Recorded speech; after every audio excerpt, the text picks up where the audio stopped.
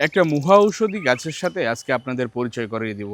আমার সামনে যে গাছটা দেখতে পাচ্ছেন, যাদের চর্মরোগ আছে, যাদের শরীরে ঘামের দুর্গন্ধ আছে, যাদের কাশির সমস্যা আছে, তাদের জন্য এই গাছটা খুবই প্রয়োজনীয়।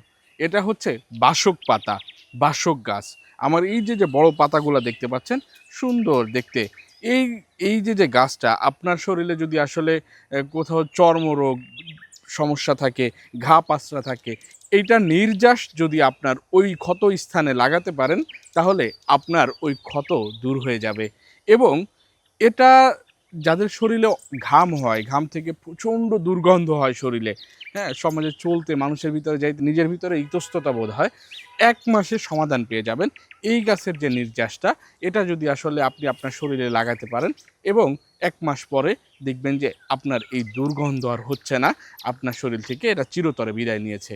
এবং এটা অনেক ভালো কাশির সিরাপ, বাসক নামে কাশির সিরাপও আছে। এইটার রস মধু দিয়ে যদি আপনি খেতে পারেন, আপনার যত বড় কাশিই থাকুক, আপনার কাশি দূর হয়ে যাবে। এই মহা ঔষধি গাছটা আমাদের সমাজ থেকে প্রায় বিলুপ্তির পথে। কারণ যেই পায় সেই হয়তো গাছটা ভেঙে নিজের বাড়িতে নিয়ে যায়।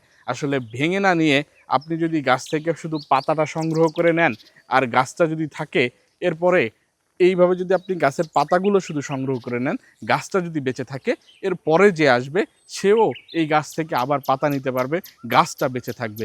গাছটা আপনারা কেউ মারবেন না, এদিকে খেয়াল রাখবেন।